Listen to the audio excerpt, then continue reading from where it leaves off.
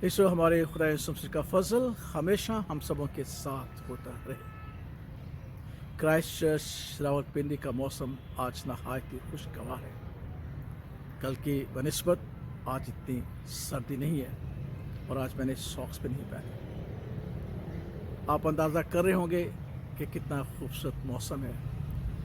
हल्की हल्की हवा चल रही है, फूलों की खुशबू भीनी भीनी आ रही है।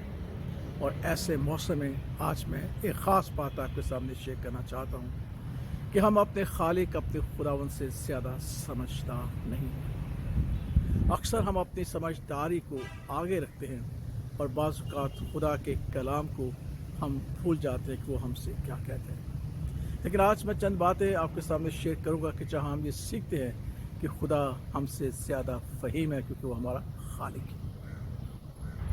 हिस्कीएल के दौर में जब बनी इसराइल बाबिल की असीरी में थे तो चंद बुजुर्ग जो थे वो हिस्कीएल के पास गए ताकि मालूम करे कि असीरी कब ख़त्म होगी। और खुदावंद ने हिस्कीएल से कहा कि ये देख, ये तुझसे दरियाफ्त करने आए हैं, लेकिन इनके दिलों में इनके बुत कायम हैं और ये मुझसे पूछने आए हैं कि असीरी कब ख़त्म होगी।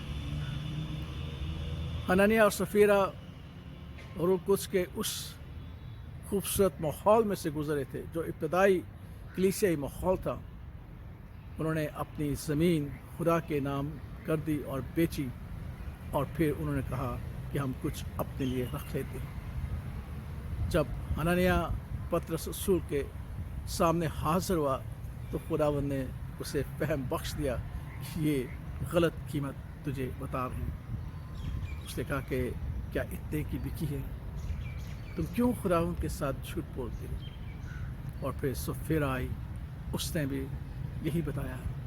और पतरस रसूल ने कहा कि तुम लोगों ने क्यों एका किया है कि खुदाए पाक रूह जो जिंदगी का मास्टर है उसके रसूल झूठ बोले। ऐसो खुदावंद हमसे ज़्यादा फ़हीम है, इल्म रखते हैं। वो हमारे दिल के हर एक ख्याल को, हमारी हर एक बात को जो हमारे अंदर अभी होती है वो जानते हैं।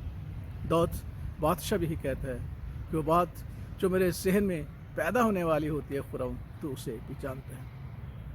1988 या 79 में जब मैं ट्रेनिंग कर रहा था तो इतवार को मैं घर से 100 रुपये का नोट लेकर निकला कि पेट्रोल डलवाऊँगा, लेकिन पेट्रोल न डलवा सका। ये बात शुरू हो गई, हदिये का गीत गाने लगे तो मुझे याद आया कि मेरे पास तो खुले पैसे ही नहीं कि मैं हदिया डालूँ। मुख्तलिफ सवालात मेरी जहन में आए, ख़याल आए, बदगुमानियाँ आई कि ये कर लूँ, कभी ये कर लूँ।